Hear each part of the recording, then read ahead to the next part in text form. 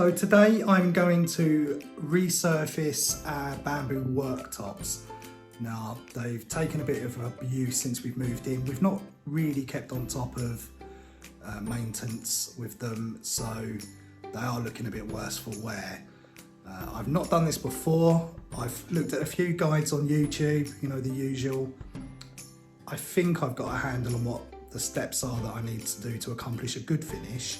So I thought I'd walk you through my journey with it, and good or bad, we'll see how it turns out.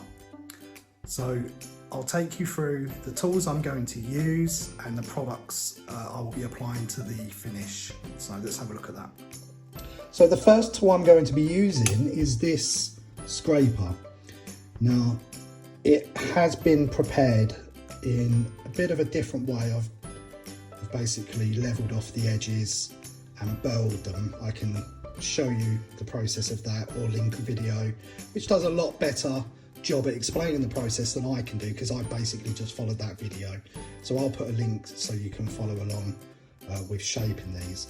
But the idea is just, I'm going to scrape it along and shave this finish off that's currently there, because if I try and sand this directly, it's going to really gunk up any sandpaper or anything like that. So really we need to take this down a step, shave off this top layer, and then that way we can start to attack it with a sander.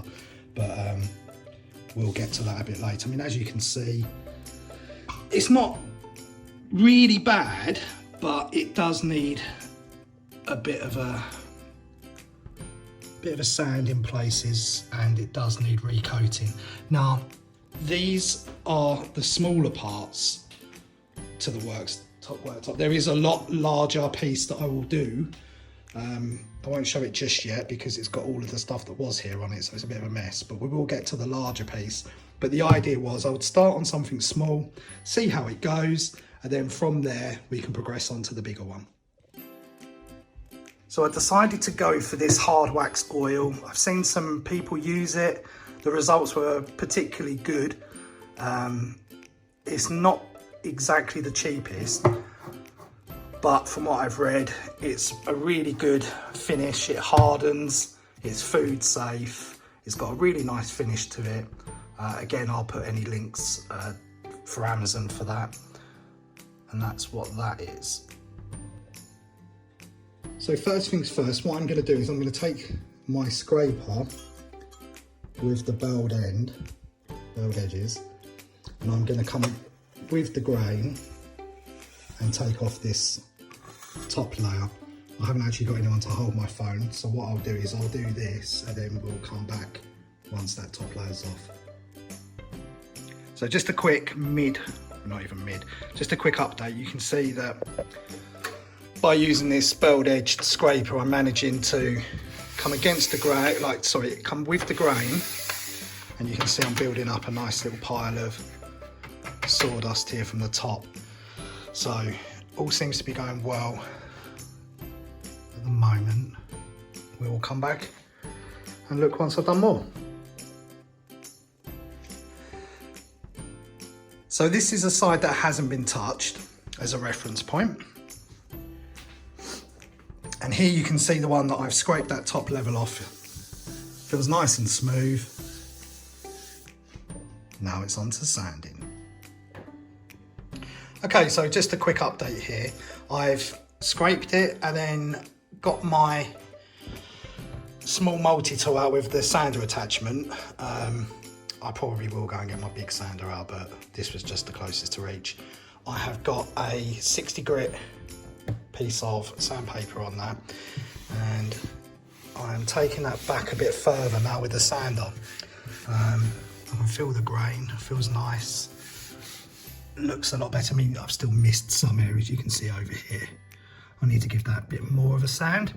Now the instructions on the back of the varnish, it says not to take it above 150, which is why I'm starting at 60 and then I'll go up in small little increments just to make sure that, I mean, you can see here there's bits I've missed, so I'm probably going to need to get in there manually. So yeah, that's where we're at the moment. We will be back shortly. So I've now finished with the main areas with the hand sander, like the multi-tool, but obviously there's some areas that are a bit more awkward to get into, as you can see. So what I've done is I've gone and put some 80 grit sandpaper on, just to allow me just to get into some of these corners a bit cleaner.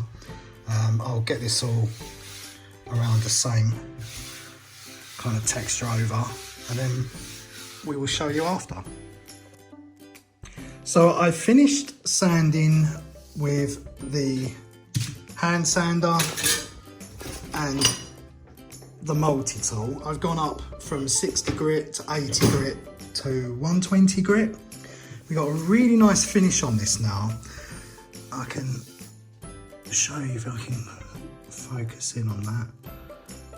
But all of the surface scratches that were there are gone. Still, I'm gonna have to do those again. I can see there's still a bit of issues right close to that edge. So I'll get in there with some sandpaper again, just to make sure we got some uniform sanding across the whole area here. I've cleaned up, and after that tiny little bit of sanding over there, I will start putting the finish on. So I've done some tidying up. I've hoovered all of the sawdust around and tried to let some of the dust in the air settle, just so that once I start application of this, I don't get sawdust and dust all in the actual first coat that I'm putting on.